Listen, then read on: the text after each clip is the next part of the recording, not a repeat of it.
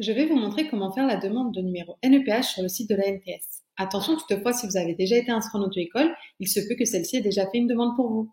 Je vous conseille donc de contacter votre ancienne auto-école afin de vérifier si oui ou non une demande a été faite à votre nom. Si c'est le cas, vous n'avez pas besoin de refaire une demande de numéro NEPH. Lors de votre demande de permis, plusieurs documents vont vous être demandés. Je vous conseille de les préparer à l'avance avant de débuter votre demande. Les documents nécessaires sont les suivants. Votre carte d'identité, recto et verso. Un justificatif de domicile à votre nom. Si vous êtes hébergé, le document doit être au nom de l'hébergeur et vous allez devoir transmettre également sa carte d'identité ainsi qu'une attestation d'hébergement. Une photo et une signature vont vous être demandées. Je vous conseille de privilégier le format numérique. Pour ce faire, il vous suffira tout simplement de vous rendre chez un photographe ou dans un photomaton agréé par l'ANTS. Si vous préférez le format classique pour la photo et la signature, vous devrez par la suite télécharger un document sur le site de l'ANTS afin de pouvoir envoyer votre dossier papier à la préfecture. Si vous êtes mineur, une copie de votre acte de naissance ou de votre livret de famille vous sera demandée.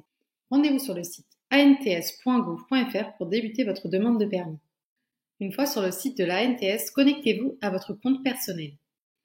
Il ne vous reste plus qu'à vous connecter sur votre compte. Si vous n'en avez pas un, il vous suffit tout simplement d'en créer un en remplissant les champs suivants ou à vous connecter avec France Connect. Une fois connecté, vous vous rendrez dans Mon espace conducteur et vous cliquerez sur Demander un permis de conduire. La page va alors s'ouvrir et les premières questions vont tomber. Dans un premier temps, on vous demandera quel est le motif de votre demande. Vous cliquerez sur Je m'inscris pour pouvoir me présenter aux épreuves du permis de conduire et vous cliquerez sur Continuer. Par la suite, on vous demandera si vous effectuez la demande pour une personne majeure ou mineure émancipée ou pour une personne mineure. Dans mon cas, je marque pour une personne majeure. Ensuite, on vous demandera s'il s'agit d'une inscription pour passer les épreuves du permis de conduire. Vous cliquerez sur cette case. Au niveau de la catégorie du permis demandé, vous cocherez la catégorie B. Attention à ne pas cocher la catégorie BE ou B1. En ce qui concerne la visite médicale, il faut savoir qu'elle est obligatoire pour la demande de catégorie lourde ou si vous êtes atteint par exemple d'une affection ou un handicap qui est susceptible d'être incompatible avec l'obtention du permis.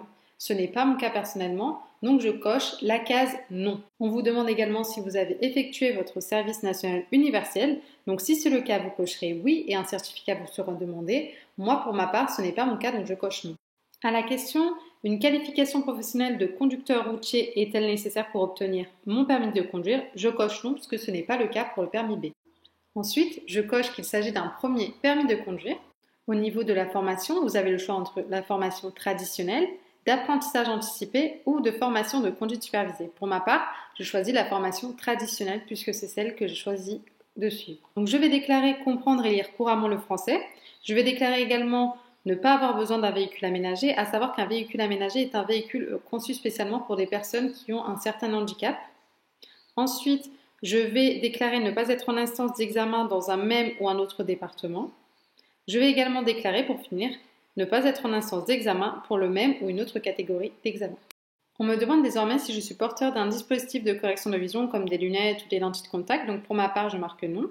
Ensuite on me demande si je suis atteint une nouvelle fois à ma connaissance d'une affection ou d'un handicap susceptible d'être incompatible avec l'obtention ou le maintien du permis, donc ce n'est pas mon cas, donc je marque non une nouvelle fois. Et pour finir on me demande si je suis titulaire d'une pension d'invalidité civile ou militaire, vu que ce n'est pas mon cas, je marque non. Une fois le tout rempli, je clique sur étape suivante. Désormais, nous allons devoir remplir notre état civil. Veillez à bien remplir toutes les informations correctement afin de ne pas recevoir un refus de la part de la préfecture. Une fois tous les champs remplis, cliquez sur étape suivante. Désormais, vous allez devoir renseigner votre adresse postale ainsi que vos coordonnées pour que l'ANTS puisse vous joindre en cas de problème. Une fois tous les champs remplis, cliquez sur étape suivante. Ce message apparaît et on vous demande si vous souhaitez que votre adresse soit vérifiée de façon automatisée auprès d'un fournisseur de services de votre choix. Donc si vous le souhaitez, vous cliquez sur oui. Si vous ne le souhaitez pas, vous cliquez sur non.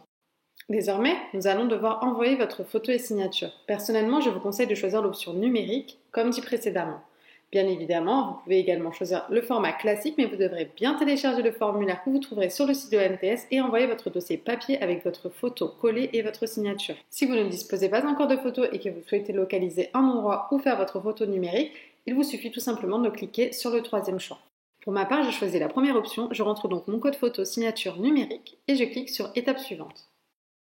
Nous arrivons à la dernière étape, vous devez donc joindre toutes vos pièces justificatives. Une fois que cela est fait, n'oubliez pas de cliquer sur étape suivante. Désormais, vous faites face à un récapitulatif de votre demande. Vérifiez bien toutes les informations vous concernant.